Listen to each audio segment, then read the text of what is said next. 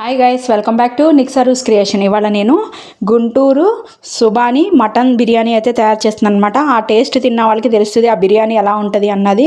చాలా బాగుంటుంది అనమాట. సో దానికి కాంబినేషన్గా కట్ట అనమాట. దీన్ని ఎలా తయారు చేసుకోవాలన్నది ఇప్పుడు మనం ప్రాసెస్లోకి వెళ్ళిపోదాం. ఫస్ట్ దీనికి గిన్నె పెట్టేసి గ్యాస్ ఆన్ చేసుకుంటున్నాను. ఇందులో ఇప్పుడు మనం ఆయిల్ వేసుకోవాలి. 1/3 కప్పు ఆయిల్ అయితే వేసుకుంటున్నాను అనమాట. ఇప్పుడు మనం ఆయిల్ అంతే వేసుకుంటామో గీ కూడా అంతే వేసుకోవాలి. రెండు కూడా సేమ్ కొలత వేసుకోవాలన్నమాట. 1/3 కప్పు నెయ్యి అండ్ 1/3 కప్పు ఆయిల్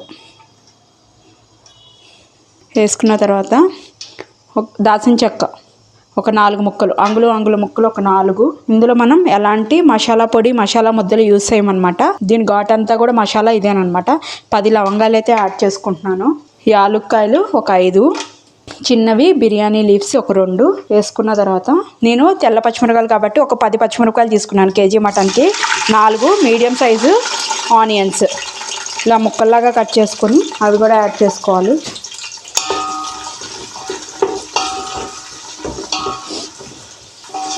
చక్కగా ఆనియన్స్ అన్నవి గోల్డెన్ బ్రౌన్ కలర్ వచ్చే వరకు ఫ్రై చేసుకోవాలి.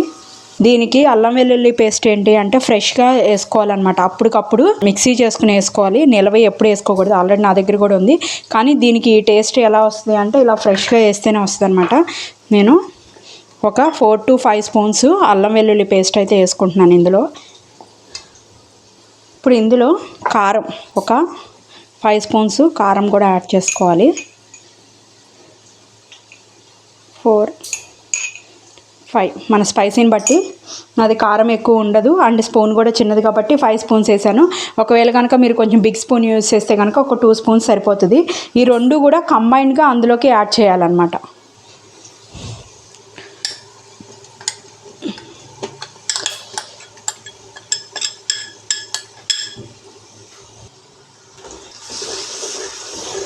ఇది కొంచెం పచ్చివాసన పోయే వరకు ఫ్రై అవనివ్వాలన్నమాట అల్లం వెల్లుల్లి పేస్ట్.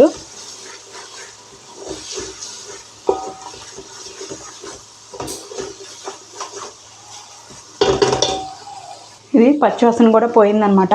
ఇప్పుడు ఇందులోకి మనం మటన్ యాడ్ చేసుకోవాలి. నేను 1 కిలో తీసుకుంటున్నాను కదా, శుభ్రంగా కడిగేసుకొని. విత్ బోన్ అయితేనే బాగుంటుంది, ఇది బోన్లెస్ కన్నా. నేను ల్యాంబ్ తీసుకున్నాను అనమాట, లేతది. సో తొందరగా కుక్ అయిపోతుంది. ఒకవేళ కనుక మీరు ముదురుది గోటుది అలా తీసుకుంటే కనుక కొంచెం ఈ ప్రాసెస్ అన్నది కుక్కర్లో చేసుకొని యాడ్ చేసుకోవాలి. చక్కగా ఈ ఉప్పు కారం అల్లం వెల్లుల్లి పేస్ట్ అంతా కూడా దీనికి పట్టేలాగా కలుపుకోవాలన్నమాట. పెట్టుకొని మూత పెట్టుకొని ఒక 10 మినిట్స్ అయితే మగ్గనిద్దాం. ఒకసారి మూత తీసుకొని కలుపుకుందాం.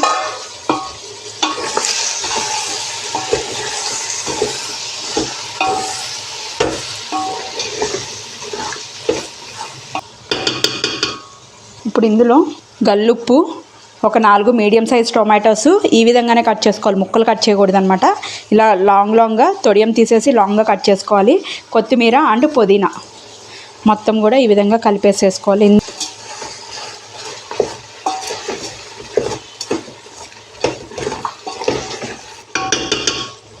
మళ్ళీ మూత పెట్టేసుకుని ఒక 10 మినిట్స్ మగ్గనిద్దాం. ఈ టేస్ట్ ఎలా వస్తుంది అంటే దీనివల్లే వస్తుంది అనమాట.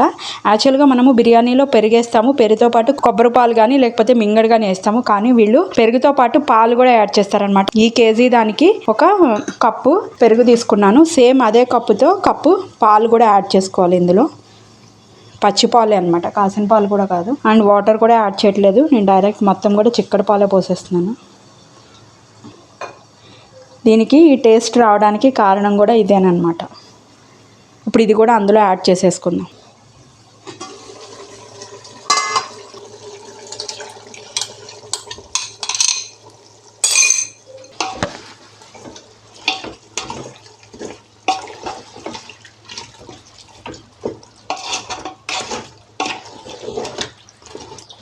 ఈ ప్రాసెస్ మొత్తము కూడా లో ఫ్లేమ్లోకి అడ్జస్ట్ చేసుకొని చేసుకోవాలన్నమాట. వాటర్ యాడ్ చేసే వరకు కూడా గ్యాస్ అన్నది లో ఫ్లేమ్లో ఉండాలి, లేకపోతే కింద అడుగంటిపోతుంది కదా.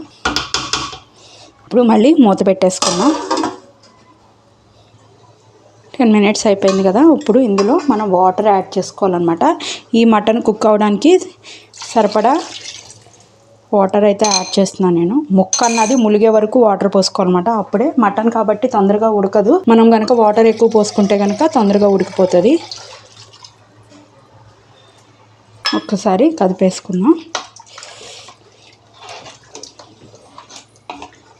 కదుపుకొని ఇప్పుడు మూత పెట్టేసుకొని గ్యాస్ని హై ఫ్లేమ్లోకి అడ్జస్ట్ చేసేసుకొని ఇంకొక సైడు మనం ఎసరు కూడా పెట్టేసుకుందాం అనమాట. రైస్ వండుకోవడానికి గిన్నె అయితే పెట్టేసుకున్నాను అనమాట. గ్యాస్ వెలిగించేసుకుందాం. రైస్ వండుకోవడానికి మనం వాటర్ అన్నది ఎక్కువ యాడ్ చేసుకోవచ్చు, ఎందుకంటే రైస్ ఓన్లీ రైస్ తీసే మనం అందులోకి వేసేస్తాం అనమాట. దానికోసం అని చెప్పి నేను 3 లోటాస్ అయితే పోసుకున్నాను అనమాట. ఇప్పుడు ఇందులో మనం దాల్చిన చెక్క ఒక రెండు దాల్చిన చెక్క ముక్కలు, ఒక 6-7 లవంగాయలు అండ్ ఒక 6 యాలుక్కాయలు వేసుకుంటున్నాను. ఒక స్పూను ఆల్రెడీ సాల్ట్ అందులో వేసాము, టేస్ట్ చూసుకున్న తర్వాత అడ్జస్ట్ చేసుకోవచ్చు. నేనైతే ఇందులో ఒక స్పూన్ సాల్ట్ అయితే యాడ్ చేస్తున్నాను అనమాట. 4 బిర్యానీ ఆకులు. ఈ వాటర్ అన్నవి మరగాలన్నమాట.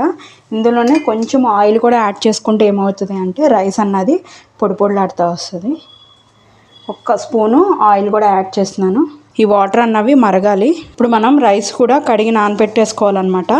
అంటే వాటర్ ఎప్పుడు మనం ఏం చేస్తామంటే వాటర్లో నానబెట్టుకుంటాము, కానీ దీనికి ఏంటి అంటే కడిగేసి పక్కన పెట్టేసుకోవాలి. నేను కేజీ మటన్ తీసుకున్నాను కదా, దానికి 3/4 కిలో రైస్ అయితే తీసుకుంటున్నాను.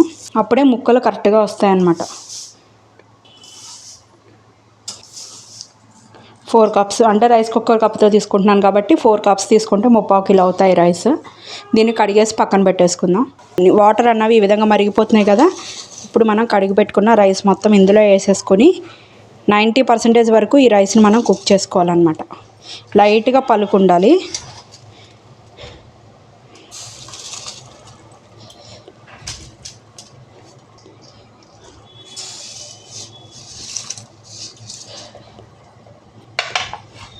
దీన్ని కుక్ చేసుకుందాం. ఇప్పుడు ఇదిగోండి రైస్ కూడా 80% అయితే కుక్ అయిపోయిందనమాట. లైట్గానే పలుకుంది లోపల. ఇప్పుడు గ్యాస్ ఆఫ్ చేసుకుని ఈ రైస్ మొత్తాన్ని కూడా అందులోకి వేసేసుకుందాం.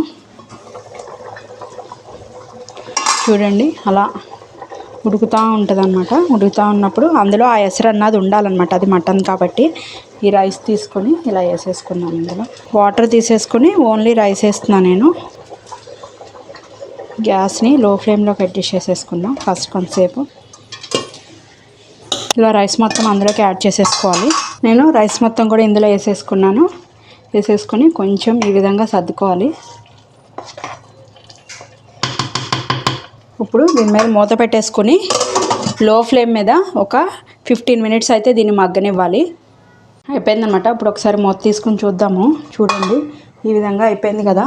ఇప్పుడు కొంచెం పైనుంచి ఇంకా ఎసరన్నది ఉంది, కింద వాటర్ ఉంటుంది కదా, అదంతా కూడా ఉంటుంది అన్నమాట. ఓన్లీ ముక్కలని కలుపుకోకూడదు అనమాట. ఓన్లీ రైసే పైన కలుపుకోవాలి.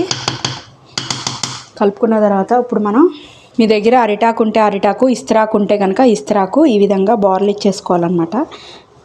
లోపలికి నొక్కేసుకొని మూత పెట్టేసుకొని పైన వెయిట్ పెట్టుకొని ఒక 15 మినిట్స్ అయితే ఉంచుకోవాలి. మళ్ళీను దీని మీద వెయిట్ కూడా పెట్టేసుకుందాం. నేను వెయిట్ కూడా పెట్టేసుకుంటున్నాను అనమాట. ఆవిరి అన్నది బయటికి ఎక్కడికి పోనివ్వకుండా 50 మినిట్స్ దమ్ అవ్వనివ్వాలి. ఇప్పుడు చిన్న కళాయి పెట్టేసుకొని లో ఫ్లేమ్లోకి అడ్జస్ట్ చేసుకొని ఒక 3 స్పూన్స్ గీ యాడ్ చేసుకోవాలి. అందులో ఒక 7 గుళ్ళు తీసుకున్నాను. అవి ఈ విధంగా పిక్కల్లా కట్ చేసుకొని వేసుకోవాలి. లో ఫ్లేమ్లో పెట్టుకొని చక్కగా లైట్ గోల్డెన్ బ్రౌన్ కలర్ వచ్చే వరకు ఫ్రై చేసుకుని ఆఫ్ చేసేసుకుందాం. చూడండి ఇలా లైట్గా వస్తే సరిపోతుంది. గ్యాస్ ఆఫ్ చేసుకుందాం. ఒక 2 మినిట్స్ ఇలాగే పొయ్యి మీద ఉంచేసరికి అది కొంచెం డార్క్ కలర్లోకి వచ్చేస్తుంది. దీన్ని ఇలా ఉంచుకుందాము. చూసారా చక్కగా ఫ్రై అయిపోయినాయి. కట్టిన తర్వాత దీన్ని ఇలా పక్కన ఉంచేసుకున్నప్పుడు ఒకసారి వెయిట్ తీసుకొని మూత తీసుకొని కింద నుంచి ముక్కగా కలుపుకుందాం. చూడండి ముక్క అన్నది ముక్క కూడా చక్కగా మగ్గిపోయింది. చూడండి చక్కగా కట్ అయిపోతుంది. ఇప్పుడు ఇది కొంచెం ఇలా సరి చేసుకొని పైనుంచి మనం ఫ్రై చేసుకున్న జీడిపప్పు గీ ఉంది కదా, అది కూడా యాడ్ చేసేసుకుందాం.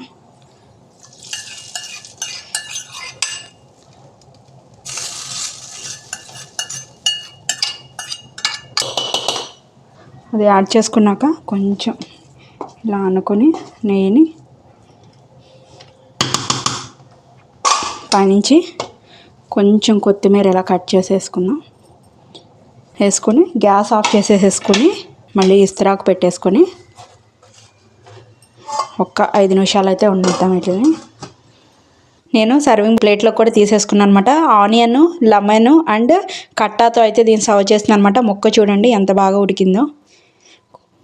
సో ఈ యమ్మీ డిష్ మీరు కూడా తయారు చేసుకుని టేస్ట్ ఎలా ఉందో నాకు కామెంట్ చేయడం అయితే మర్చిపోకండి. మీరు కనుక ఫస్ట్ టైం నా ఛానల్ చూసినట్టయితే సబ్స్క్రైబ్ చేసుకోండి. ఇలాంటి మరికొత్త డిషెస్ కోసం బెల్ బటన్ ప్రెస్ చేయడం అయితే మర్చిపోకండి. ఈ వీడియోని మీ ఫ్రెండ్స్ అండ్ ఫ్యామిలీ మెంబర్స్కి కూడా షేర్ చేయండి. Thank you guys.